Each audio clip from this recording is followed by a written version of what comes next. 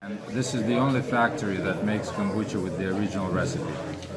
It's important. This recipe has been around for 2,000 years, dated back to China 2,000 years ago. And kombucha is made very simple. You steep the tea, real tea leaves, you add sugar to it, and then you chill it down and you put culture in it called SCOBY, symbiotic colony of bacteria and yeast. It's kombucha culture.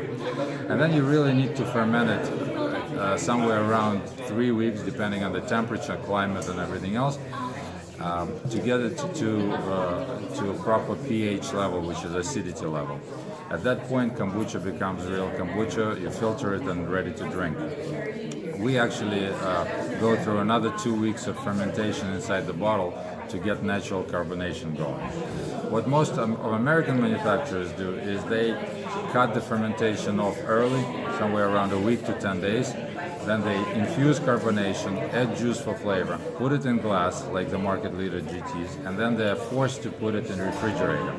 The biggest misconception is American people think that you put it in a refrigerator to preserve probiotics, which is not true. Probiotics actually live and multiply in a room temperature. They don't need to be preserved. The reason they put it in the refrigerator is to stop secondary fermentation. In a warm temperature, secondary fermentation is promoted and it builds up pressure within the bottle. So it happened to GTs in early 2000s where somebody opened the bottle, started drinking it, sealed the bottle, left it on a warm counter, secondary fermentation started, built up pressure, and it actually shattered the glass. So they basically say kombucha has to be refrigerated. And that's what American consumer is actually thinking, that, oh, I know kombucha, it has to be refrigerated. No, original kombucha does not need to be refrigerated. Our kombucha is shelf-stable, and we've done tests on a lab test on our kombucha 5 years from production, and it's just as shelf-stable as it was when it was first produced.